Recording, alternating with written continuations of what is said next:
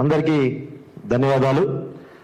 So Telangana సమాఖ్య ఆధ్వర్యంలో నిర్వహిస్తున్నటువంటి ఈ యొక్క ప్రమాదంలో తెలంగాణ అస్తిత్వం, సో అది మీడియా రంగం పైన, ముఖ్యంగా మీడియా రంగంలో ఉన్నటువంటి జర్నలిస్టుల పైన, అది డిజిటల్ మీడియా కావచ్చు లేకపోతే మెయిన్ స్ట్రీమ్ మీడియా కావచ్చు, అందరూ జర్నలిస్టుల పైన ఈరోజు ప్రభుత్వాలు చేస్తున్నటువంటి దమనకాండ, ముఖ్యంగా ఆంధ్ర పెత్తందారులు చేస్తున్నటువంటి దమనకాండ అవుతుందో దాని గురించి ఇక్కడ మాట్లాడడానికి మనం అందరం కూడా సమావేశమైనాం. సో దీనిలో ప్రధానంగా ఈ సమావేశం పెట్టడానికి ముఖ్యమైనటువంటి కారణం కేవీఆర్ వెంకట్రామ్ గత 15 ఏళ్లుగా V6 లో కావచ్చు, తర్వాత నా కాలేజ్ టీవీలో కావచ్చు, రకరకాల మీడియా ఛానల్లో పనిచేస్తూ ప్రస్తుతం తన కేవీఆర్ టీవీ పేరిట ఒక ఓన్ ఛానల్ ని రన్ చేస్తున్నాడు. సో ప్రముఖంగా జర్నలిస్ట్ అనేవాడికి పరిమితులు ఉండవు. జర్నలిస్ట్ అనేవాడు రాష్ట్రం నుంచి, దేశం నుంచి, అంతర్జాతీయ స్థాయిలో ప్రతి ఒక్క వార్తను ప్రజలకు చేరవేసేలా తన యొక్క విధులను నిర్వహిస్తుంటాడు. సో అదే విధంగా కేవీఆర్ ఆంధ్రప్రదేశ్ సంబంధించినటువంటి వార్తలను ప్రసారం చేసేటువంటి క్రమంలో తన పైన ఆంధ్ర పోలీసులు 3rd డిగ్రీ ఇవ్వడం జరిగింది. సో అది దాని గురించి కొంత లోతుగా మీకు కొన్ని విషయాలు చెప్పాలి మిత్రులారా. సో మేము అనుకోకుండా ఒక ఫంక్షన్ వెళ్ళడం జరిగింది. మా రాము జర్నలిస్ట్ మిత్రుడు ఉన్నాడు, వాళ్ళ ఇంట్లో ఫంక్షన్ ఉంటే అందరం, రగన్న నేను అందరం కలిసి వెళ్ళడం జరిగింది. ఆ క్రమంలో కేవీఆర్ ఇంటికి పెద్ద ఎత్తున ఆంధ్ర సంబంధించిన పోలీసులు వచ్చారని చెప్పేసి చాలా క్లియర్ గా మాకు ఫోన్ రావడంతో అసలు ఏం జరుగుతుంది ఏంటి అంటే లిఫ్ట్ చేయడానికి వచ్చారు, కనీసం నోటీస్ కూడా ఇవ్వలేదు. సో ఆరాధిస్తే ఎక్కడ కర్నూల్లో 4th టౌన్ PS లో కేసు నమోదైంది, దానికి సంబంధించి విచారించడానికి తీసుకుపోతామని చెప్పేసి మాకు వెంకట్ ద్వారా తెలిసింది. సో అప్పుడు ఇంట్లో అతను, వాళ్ళ వైఫ్, 2 పిల్లలు మాత్రమే ఉన్నారు. సో ఆ క్రమంలో మాకు తెలిసినటువంటి మిత్రులు సూరన్న గాని, ఇక్కడ రాజేంద్ర కూర్చున్నారు, కొంతమందిని అన్న మీరు వెళ్ళండి, మీరు అంతా ఎల్బినగర్ దగ్గర ఉంటారు కదా, వెళ్ళండి, వెళ్ళి కొంచెం మనోడు అక్కడ పోలీసులు ఇబ్బంది పెడుతున్నారని చెప్పేసి పంపించినాం. పంపిస్తే అక్కడ కొంత వీళ్ళు ఆర్గ్యుమెంట్ చేయడం జరిగింది. అదేవిధంగా మేము ఏం చెప్పినామంటే, పక్క రాష్ట్ర పోలీసులు తెలంగాణ రాష్ట్రం, మన రాష్ట్రానికి వచ్చి అరెస్ట్ చేస్తున్నప్పుడు స్థానికంగా ఉన్నటువంటి PS లో అక్కడ ఉన్నటువంటి స్టేషన్ హౌస్ ఆఫీసర్ కు సమాచారం ఇచ్చి అక్కడ నుంచి ఒక కానిస్టేబుల్ తీసుకొచ్చేసి తన ఆధ్వర్యంలో వాళ్ళు కస్టడీకి తీసుకోవాలి. సో ఆ క్రమంలో తీసుకోవాలని చెప్పేసి ఉన్నారా, అక్కడ ఎల్బీనగర్ సంబంధించిన పోలీస్ స్టేషన్ ఎవరు ఉన్నారా అంటే పోలీసులు ఎవరు లేరు. ఇమీడియట్ గా వెంకట్ ఇమీడియట్ గా 100 ఫోన్ చేయని చెప్పినాం. 100 ఫోన్ చేస్తే మాకు సంబంధం లేని చెప్పేసి పోలీసులు చెప్పడం జరిగింది. సో అది 4th రోజు 4 మార్చ్ 2026 నాడు జరిగినటువంటి సంఘటన. ఆ తర్వాత ఆ రోజు సూరన్న గాని, రాఘవేంద్రన్న గాని, ఇంకొంతమంది అడ్వకేట్లందరూ కూడా చాలా ఆర్గ్యుమెంట్ చేశారు. సో శ్రావణి క్యూబ్ టీవీ గారికి స్వాగతం, దయచేసి కూర్చోండి. అయితే అప్పుడు ఆ క్రమంలో పోలీసులతో వీళ్ళు తీవ్రమైన వాగ్వాదం పెట్టుకున్నారు. మీరు ఎట్లా తీసుకపోతారు, వితౌట్ నోటీస్ తోటి ఎట్లా తీసుకపోతుందని చెప్పేసి చాలా ఆర్గ్యుమెంట్ చేస్తే వాళ్ళు ఏమన్నారంటే నెక్స్ట్ డే రమ్మని చెప్పారు.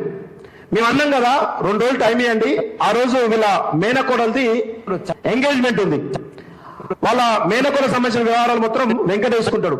సో నాకు 2 రోజులు టైం ఇవ్వండి, నేనే వస్తా అని చెప్పేసి కొంత వీళ్ళందరూ కూడా చాలా తీవ్రంగా వాగ్వాదం చేసి సిఐ తోటి ఆ పైన ఆఫీసర్తో మాట్లాడితే సరే అని చెప్పేసి ఒక 2 రోజులు టైం ఇచ్చారు.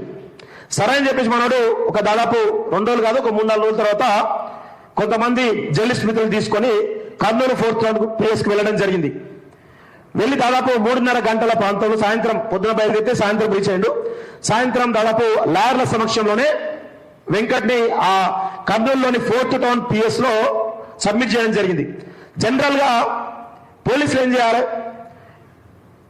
అయితే, క్రైమ్ చేస్తే జడ్జి దగ్గర ప్రొడ్యూస్ చేయాలి, లేదంటే రేపు పొద్దున రమ్మని చెప్పాలి. కానీ తెలివిగా వీళ్ళు ఏం చేసినంటే, ఉండనివ్వండి మేము కొంత నోటీస్ ఇచ్చినాం కదా, దానికి సంబంధించి ఎంక్వైరీ చేస్తామని చెప్పేసి పంపించారు. సరే రాత్రి అర్ధరాత్రి సమయంలో లేకపోతే మరి విచారణ అయిపోయిన తర్వాత జడ్జి దగ్గర తీసుకోపోతారని మేము అనుకున్నాం. కానీ రాత్రి 10:30 గంటల సమయంలో ఎవరు విక్రమ్ సింహ అనేటువంటి ఆ స్టేషన్ సిఐ ఎవరైతే ఉన్నారో ఆయనే కంప్లీట్ గా వెంకట్ మీద చాలా పెద్ద ఎత్తున 3rd డిగ్రీ ప్రశ్న జరిగింది. సో ఇది ఆ విక్రమ్ సింహ సంబంధించినటువంటి సిఐ ఫోటో మీకు అందరికి కూడా షేర్ చేస్తా. ఈ సిఐ సంబంధించినటువంటి ఫోటో. ఈయనే ఎవరి ఆధ్వర్యంలో కోయ ప్రవీణ్ అని చెప్పేసి ఐపీఎస్ ఆఫీసర్ అనుకుంటా, ఆయన నాకు ఐడియా లేదు, కంట్రోల్ రేంజ్ డిఐజీ. సో ఈ కోయ ప్రవీణ్ వీళ్ళ ఆధ్వర్యంలో ఈ ఆపరేషన్ జరిగినట్టు తెలుస్తోంది. సో అక్కడ ఏంది అంటే టార్చర్ పెట్టిన క్రమంలో కూటమి సర్కారు పైన నువ్వు వార్తలు చేసేటువంటి మొగోడివా, కూటమి సర్కారుని ఎదిరించి నువ్వు వార్తలు చేస్తావా, నీకెంత ధైర్యం, నువ్వు తెలంగాణ వార్తలు చేసుకోవాలి కానీ ఆంధ్రలో నీకేం పని అని చెప్పేసి ఈ యొక్క సిఐ విక్రమ్ సింహ, 4th టౌన్ సిఐ విక్రమ్ సింహ చాలా వార్నింగ్ ఇస్తూ కొడుతూ తిడుతూ. నిన్న ఎంత అండి, చిన్న ఉన్నాడు, ఈయన పానం ఎంత, చిన్న పానం. ఇలాంటి వ్యక్తి పైన దాదాపు 4-5 గంటల పాటుగా టార్చర్ పెట్టిండు. అయితే నెక్స్ట్ డే మార్నింగ్ ఇంకొంతమంది అక్కడ ఉన్నటువంటి మిత్రులందరూ వెళ్ళడంతో అర్థమైపోయింది ఈయన 3rd డిగ్రీ ఇచ్చారు. సో సిచ్యువేషన్ చాలా క్రిటికల్ గా ఉందని చెప్పేసి చెప్పడంతో హెబియస్ కార్పస్ పిటిషన్ వేయడం జరిగింది ఆంధ్రప్రదేశ్ హైకోర్టులో. అక్కడ స్థానికంగా ఉన్న కొంతమంది వ్యక్తుల సాయంతో వాళ్ళ వైఫ్ ఎవరైతే ఉన్నారో విజయలక్ష్మి గారు అక్కడ హెబియస్ కార్పస్ పిటిషన్ వేయడం జరిగింది. ఆ హెబియస్ కార్పస్ పిటిషన్ వేసిన వెంటనే ఇమ్మీడియట్ గా కోర్టు నోటీస్ సర్వ్ చేసింది ఆన్లైన్ లో. చేయగానే సిఐ ఎవరైతే కేవీఆర్ భార్య ఎవరైతే ఉన్నారో ఆ భార్యకు ఫోన్ చేసి హెబియస్ కార్పస్ పిటిషన్ వెనక్కి తీసుకోమని చెప్పేసి వార్నింగ్ ఇస్తున్నారు. ఈయనతోటి ఫోన్ చేయించి, ఈయన ఫోన్లోకి వెళ్ళి ఫోన్ చేయించి తన చెలిగా పోలీసులు చాలా రకాలుగా ఇబ్బంది పెట్టి దాదాపు సాయంత్రం అనేక రకాల పరిణామాల తర్వాత కోర్టు చాలా సీరియస్ అవుతున్న క్రమంలో హెబియస్ కార్పస్ పిటిషన్ కదా, ఒకవేళ పోలీసుల ఎదుట జడ్జి ఎదుట ఈయనను ప్రొడ్యూస్ చేస్తే ఆడ ఫేస్ మీద ఉన్న గాయాలు కావచ్చు, లోపల గాయాలు కావచ్చు ఉంటాయని చెప్పేసి తెలివిగా ఈయనకు ఏది మన పెయిన్ కిల్లర్స్, ఆ మెడిసిన్ పేరు కూడా ఉంది, పెయిన్ కిల్లర్స్ ఇచ్చి ఎంఆర్ఓ దగ్గర తీసుకుపోయి నేను రాత్రి పూట పోలీస్ స్టేషన్ లో లేను, మా ఫ్రెండ్స్ తోటి నైట్ బయటకు వెళ్ళడం జరిగింది, తర్వాత మన నెక్స్ట్ డే మార్నింగ్ వచ్చినా మీ ముందు సంతకం పెడుతున్నా అని చెప్పేసి ఒక లెటర్ రాయించుకొని సాయంత్రం తర్వాత రిలీజ్ చేయడం జరిగింది. అయితే మేము అక్కడే అనుకున్నాం సాయంత్రం రిలీజ్ చేసిన తర్వాత అక్కడ మెడికల్ హాస్పిటల్ గవర్నమెంట్ హాస్పిటల్ వెళ్తే బాగుంటుంది అనుకున్నాం. కానీ అక్కడ ఉన్నది కూటమి సర్కార్ కదా, వాళ్ళు చేసేటువంటి ఆలోచనలకు అక్కడ నెగిటివ్ రిపోర్ట్ వస్తుందని చెప్పేసి తెలివిగా తెలంగాణ బార్డర్ రాగానే గద్వాల్లో అక్కడ ఉన్నటువంటి గవర్నమెంట్ హాస్పిటల్లో మేము రిపోర్టు అక్కడ మెడికల్ సంబంధించినటువంటి హాస్పిటల్లో చేయించాం, ఎమ్మెల్సీ చేస్తే చాలా క్లియర్ గా గవర్నమెంట్ హాస్పిటల్ డాక్టర్ ఇచ్చినటువంటి రిపోర్ట్ ఇది చాలా క్లియర్ గా ఇవ్వడం జరిగింది. పోలీసుల ఇంటరాగేషన్ లో ఈయనను చాలా తీవ్రంగా కొట్టినట్టుగా ఇచ్చినటువంటి రిపోర్ట్. సో ఇంత దారుణంగా వివరిస్తున్న తర్వాత ఈయన రిలీజ్ రావడము, తర్వాత హెబియస్ కార్పస్ పిటిషన్ కొట్టుకోవడము, తర్వాత ఇంకొక పిటిషన్ వేయడం, ఏది ఈయన కేసు సంబంధించిన పిటిషన్ వేయడం, దానికి సంబంధించి కూడా స్టే విధిస్తూ కూడా హైకోర్టు జడ్జిమెంట్ ఇవ్వడం జరిగింది. అయితే కేసు సంబంధించినటువంటి బ్రీఫ్ ఇది. నేనేమంటా ఉన్నాను, మీరు కేవీఆర్ చేసినటువంటి కథనాల పట్ల మీకు అభ్యంతరాలు ఉంటే కేసులు పెట్టుకోవచ్చు, చట్టపరంగా చర్యలు తీసుకోవచ్చు, దానికి ఎటువంటి అభ్యంతరం లేదు. చట్టం పరిధిలో మీరు ఎలాంటి ఆ చర్యలు తీసుకున్నా ఇబ్బంది ఉండదు. కానీ దుర్మార్గంగా తెలంగాణ రాష్ట్రానికి సంబంధించినటువంటి జర్నలిస్టులను ఆంధ్రాకు సంబంధించిన వాళ్ళు పోలీసులు వచ్చి ఇక్కడికి వచ్చి కనీసం స్థానికంగా ఉన్నటువంటి పోలీసు సమాచారం ఇవ్వకుండా మీరు ఎట్లా తీసుకోబోతారని చెప్పేసి ఈ సందర్భంగా మేము అడుగుతా ఉన్నాం. అంటే తెలంగాణ జర్నలిస్టులు అయితే ఆంధ్ర వార్తలు చేయొద్దా? అంటే ఇక్కడ తెలంగాణలో ఆంధ్రాకు సంబంధించినటువంటి జర్నలిస్టులు, ఆంధ్రాకు సంబంధించినటువంటి ఛానళ్లు ఎన్ని ఉన్నాయి, వాటిపైన మేము ఇదే విధంగా ఒక పౌర సమాజంగా మేము దాడులు చేస్తే మీకేంది పరిస్థితి అని చెప్పి చదువుతున్నాం. చంద్రబాబు నాయుడు కానీ, పవన్ కళ్యాణ్ కానీ, ఆ చుట్టుపక్కల పరివారం అంతా కూటమి సర్కారులో ఉన్నట్టు మీరందరూ కూడా గమనించండి. ఈరోజు మీ ఛానల్ ఉన్నాయి, TV9 కానీ, ఆంధ్రజ్యోతి కానీ, TV5 కానీ, మహా టీవీ కానీ ఉన్నాయి కదా, ఇవన్నీ కూడా మీ ఆంధ్ర ఛానలే కదా.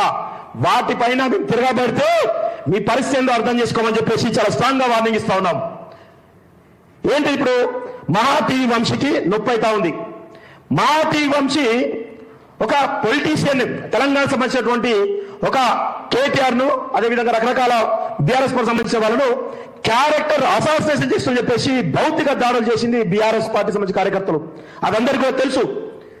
ఈరోజు మీరు కేవీఆర్ పైన ఏ విధంగా అక్రమంగా మీ ఛానల్ సంబంధించినటువంటి ఖలీల్ భాష, మీ ఛానల్ సంబంధించిన రిపోర్టర్ ఏవైతున్నారో ఖలీల్ భాషతోటి కేసు ఎట్లా పెట్టిస్తారు?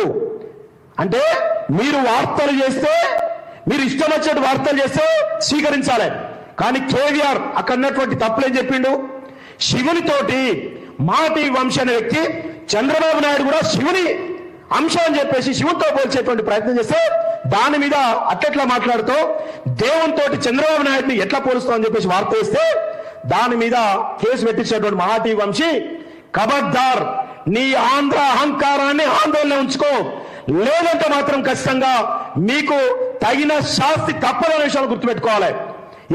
ఇది మీ ఆంధ్ర కాదు. మీ ఆంధ్రాలో మీ ఇష్టం వచ్చేది చేసుకోండి, మీరు ఎవరైనా సాగండి. మీ నీచ రాజకీయాలవి, తుచ్చ రాజకీయాలవి. అసలు రాజకీయాలు చూస్తేనే, ఆంధ్ర రాజకీయాలు చూస్తేనే కంపరం ముడుతుంది. సిగ్గు శరం అనేటువంటి రాజకీయాలు మీరు చేస్తూ ఈరోజు తెలంగాణలో ఒక ఆరోగ్యకరమైన వాతావరణం రాజకీయాలు ఉంటాయి 100% గతంలో. సరే మాలాంటి వాళ్ళ మీద థర్డ్ డిగ్రీ జరిగినప్పటికీ, మాలాంటి వాళ్ళ హింస జరిగినప్పటికీ కూడా, చిత్రం మీద పెట్టినప్పటికీ కూడా ఒక విమర్శలు ప్రతి విమర్శలు అనేవి చాలా హెల్తీగా ఉంటాయి, చాలా హెల్తీగా ఉంటాయి. ఎక్కడ క్యారెక్టర్ అసోసియేట్ చేసేటగా ఉండవు. కానీ ఆంధ్రాలో ఒకరిపైన ఒకరు, జగన్మోహన్ రెడ్డి భార్య పైన చంద్రబాబు నాయుడు, చంద్రబాబు నాయుడు భార్య పైన జగన్ సంబంధించిన వాళ్ళు, అదేవిధంగా లోకేష్ భార్య పైన, ఇదే విధంగా జగన్ సంబంధించిన వాళ్ళ భార్యల పైన ఇష్టారీతిన కుటుంబాలను పెట్టుకొని కూడా రాజకీయం చేసేటువంటి నీచమైన రాజకీయం చేసేటువంటి మీరు ఈరోజు ఇక్కడ హెల్దీగా చేసేటువంటి జర్నలిజం చేసేటువంటి వాళ్ళపైన మీరు థర్డ్ డిగ్రీ చేస్తుంటే మాత్రం తెలంగాణ సమాజం ఒప్పుకోదు. దీనికి ఖచ్చితంగా తీవ్ర స్థాయిలో ప్రతిఘటన చేస్తాం. రాష్ట్ర ముఖ్యమంత్రి రేవంత్ రెడ్డి గారు కూడా మేము చెప్తా ఉన్నాం, మీరు ఆంధ్రకు సంబంధించినటువంటి చంద్రబాబు ఆదేశాలతోటే పరిపాలిస్తున్నారనేటువంటి ఒక చర్చ జరుగుతా ఉంది. ఆ చర్చ నిజం కాదు, చంద్రబాబు నాయుడు నీ గురువు కాదు అని అనుకుంటే ఈ జర్నలిస్టుల పైన జరుగుతున్నటువంటి దాడుల పైన మీరు కూడా సీరియస్ గా ఖండించాలి. ఎందుకంటే హోమ్ డిపార్ట్మెంట్ మీ యొక్క ఆధ్వర్యంలో ఉంది కాబట్టి దీన్ని ఖండించాలని చెప్పేసి కూడా మేము కోరుతా ఉన్నాం. సో ఖచ్చితంగా ఇలాంటి దాడులను ఎట్టి పరిస్థితుల్లోనూ తెలంగాణ సమాజం కానీ, తెలంగాణ జర్నలిస్టులు కానీ మేము ఎక్కడ కూడా ఇలాంటి ఉపేక్షించమో, తీవ్ర స్థాయిలో ప్రతిఘటన ఉంటుందని చెప్పేసి ఆంధ్రాకు సంబంధించినటువంటి కూటమి ప్రభుత్వానికి కానీ, ఆంధ్రాకు సంబంధించినటువంటి రాజకీయ నాయకులకు కానీ, ఆంధ్రాకు సంబంధించినటువంటి మీడియా వ్యక్తులకు కానీ దయచేసి చెప్తున్నాం, మీ లిమిట్ లో మీరుండండి. మీ లిమిట్ దాటితే మాత్రం మేము కూడా లిమిట్ దాటితే మీరు ఇక్కడ హైదరాబాద్ లో ఉండరు అనే విషయంలో గుర్తుపెట్టుకోవాలని చెప్పేసి మరొకసారి స్ట్రాంగ్ వార్నింగ్ చేస్తూ నాకు అవకాశం ఇచ్చిన మీ అందరూ కూడా ధన్యవాదాలు. Thank you very much.